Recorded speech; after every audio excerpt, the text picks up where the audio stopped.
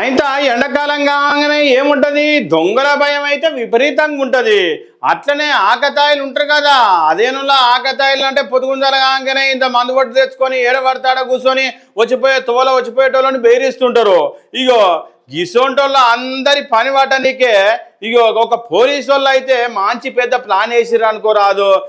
ఎక్కడిది డ్రోన్ తోటి దొంగలు ఏడున్నా కూడా, ఆకతాయిలు ఏడున్నా కూడా బద్మాషిగాళ్ళు ఆ డ్రోన్ తోటే చూసి పట్టుకుంటున్నారట. ఆ డ్రోన్ తోటి ఫోటోలు ముఖాలు మంచిగా గుర్తుపడేటట్టు మంచిగా క్లియర్ కనబడుతున్నాయట. మరి ఇంతకు అది ఏడ జరిగింది ఏం కథ ఒక్కసారి చూసేద్దాం పరి.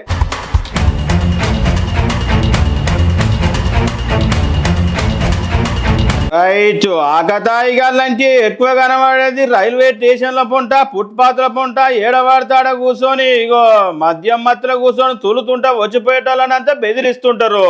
గట్లనే ఇంకా రైల్వే స్టేషన్ల కాడ ఇగో సిగ్నల్ పడక ఆయనతో డూబు లైన్లో పోయిన రైలు బండిని కూడా పట్టుకొని ఆయనతో దొంగతనాలు చేసుకొని రప్పులు ఉరుకుతుంటారు.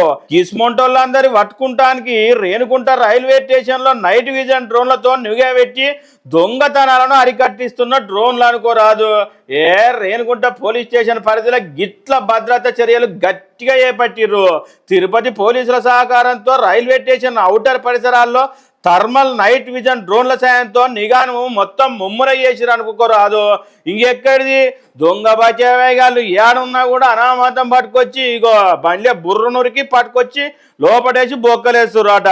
ఏది ఏమైనా కూడా ఈ డ్రోన్లతో ఎరగసరికి దొంగలకు జరంత భయం అయితే అవుతుందట. దొంగలు కూడా జరంత ఆయనతో కూడా దాచుకుంటున్నట్టే కనబడుతుందట.